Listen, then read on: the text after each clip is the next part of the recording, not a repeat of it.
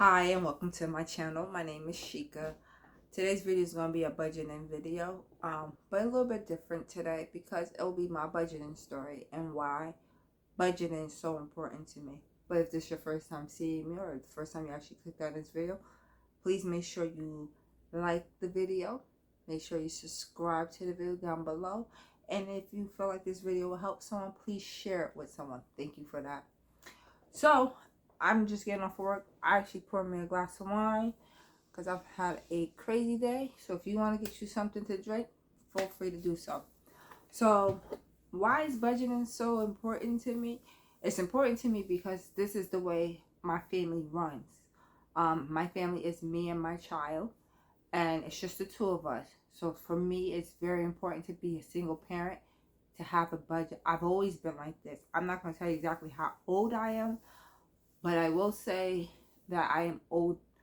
I'm in my early 30s, and me having a kid at an early age, no one actually taught me things like budgeting and things like that. Those are things I actually had to learn as I went along.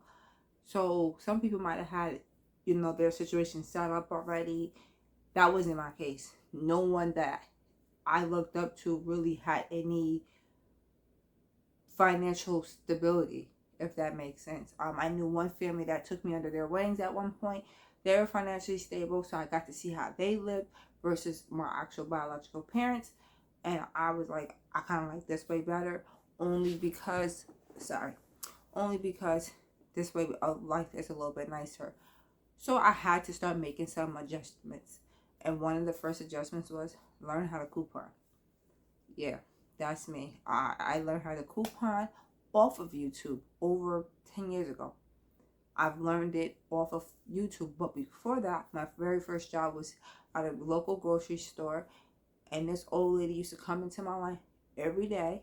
And I was a cashier then. And she would use a ton of coupons. And I'd be like, why do you always gotta come in my line for it? And I was pregnant at this time too. And I was like 7, 8 months pregnant. So I was just, my attitude sucked because I was like, I gotta deal with this old lady and I'm pregnant and she want me back all her stuff too. Come on. But one day I did all her stuff and I realized I owed her money. And not like $4, $3, or 25 cents, something like that. It was like $15. And I was like, hold up.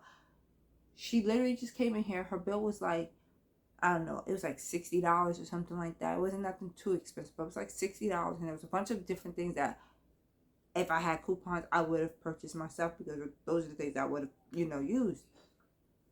And she just kept coming to me.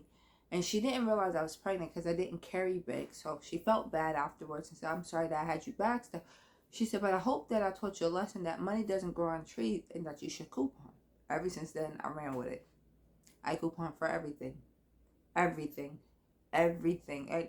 Any way I could get a discount, I'm trying to do it. I don't care. And it's regardless if it's a corporate, I wouldn't say so much, smaller businesses, especially if we have a rapport with each other. If that's your business, I'm going to pay for it because at the end of the day, my model is if I could pay you, I would have paid whoever else to do it. And that would have been their business too. So I would pay. But I'm not going to shortchange them. But the big corporate people, and I'm not saying I'm shortchanging them, but they got coupon policies and codes and stuff like that for us to use, and I'm gonna utilize it. And if the small business want to put out a coupon code, yeah, I'm gonna use it too. That was one way. The other way I started to notice my way I could save money was to go through my bills and see what I had that I can let go. Meaning, what did I didn't need to have, what I did need to have. I'm sorry for the light because it is starting to get dark. But what did I didn't need to have, or what could I cut expenses off of? So I'm sorry. I don't want to show you too much of my bedroom. Sorry. I was trying to just fix the light. But yeah. So what can I do to cut down on these bills? And I literally went through all my bills, and I had a lot at the time. And I was willing to save some money because I was like, something has to give. Sorry, my little flasher is going off. Something has to give. I can't keep paying all this money and or work all these hours and stuff like I'm not making ends meet. Like, this is crazy. This like running a rabbit, a hamster wheel. So once I did that, I cut those things down. What I didn't eat, I just didn't use. I didn't worry about what Susan down the street had. I didn't care what Billy up the hill had. I was worried about what my family could afford and what was comfortable for me. And since I'm the primary breadwinner, I didn't want to overexert myself where I wouldn't be able to work any longer or take old time away from me raising my daughter because I am a single parent. So though that was my thing. And then it was more so get more education. If there was something they was given at the library or colleges during the pandemic was doing free courses and stuff like that, I took advantage of it. I just took advantage of every time I was able to because I was like, why not? This is the perfect time. I'm home. I'm not doing nothing. Let's do that. Another source of income, ways I save was here in New York, we have bottle deposit. Some states don't.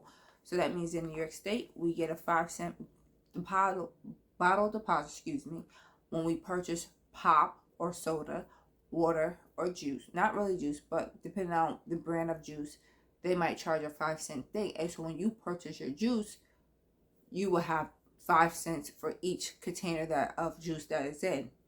So here in New York, if you, on average, I used to buy cases of water, easily $5 or $6 in bottle returns.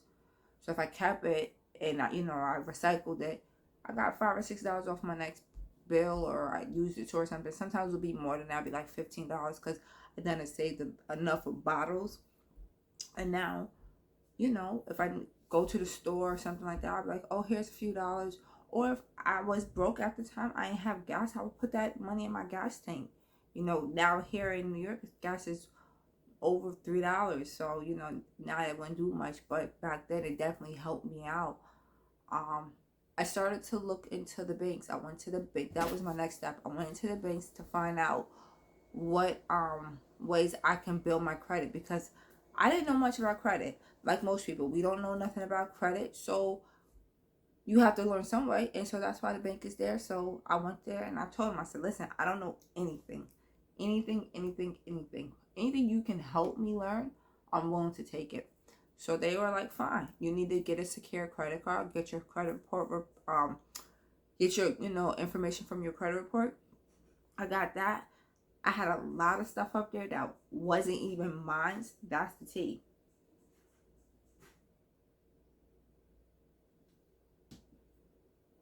Stuff that wasn't mine, or I wasn't even of age to be able to have these things in my name. And most of us, maybe our family members used our information to help them out in their time of need. And that was more so my situation.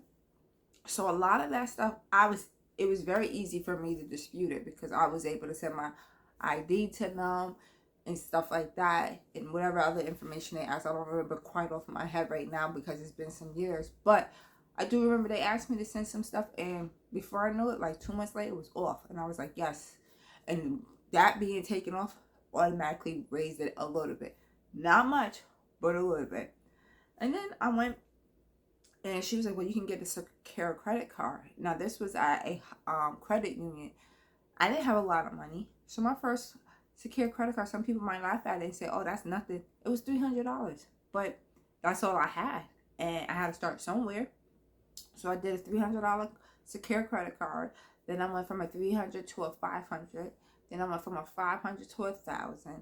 And then they said, you know what? You've been paying. You haven't used all your card, because you're only supposed to use like 30% of it or less than.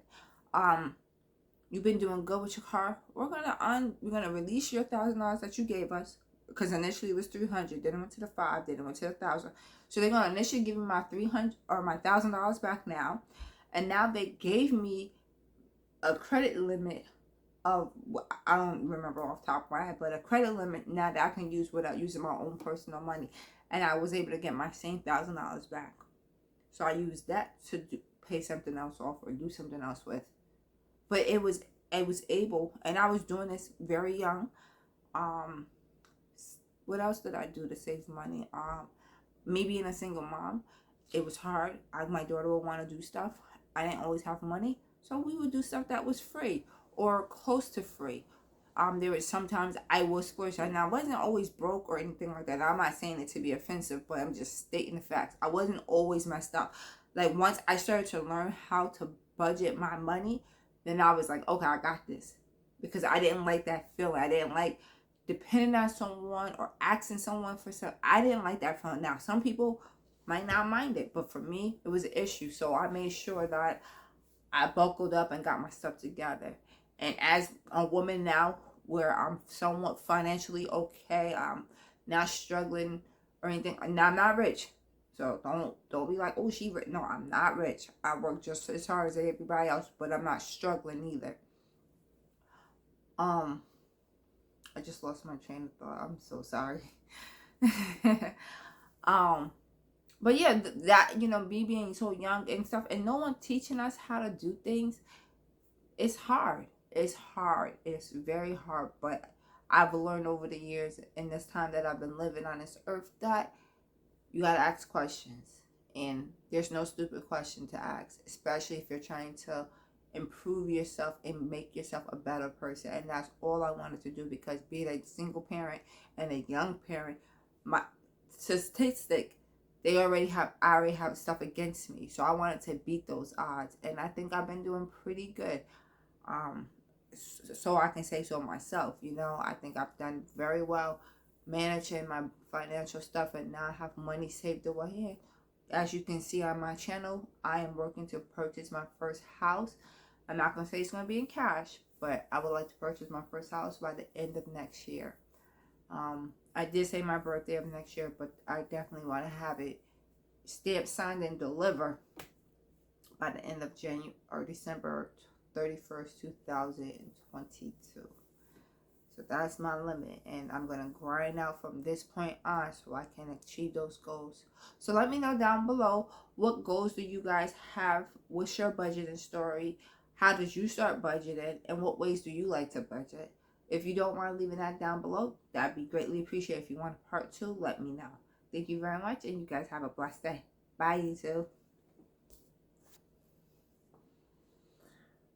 What, Ajara?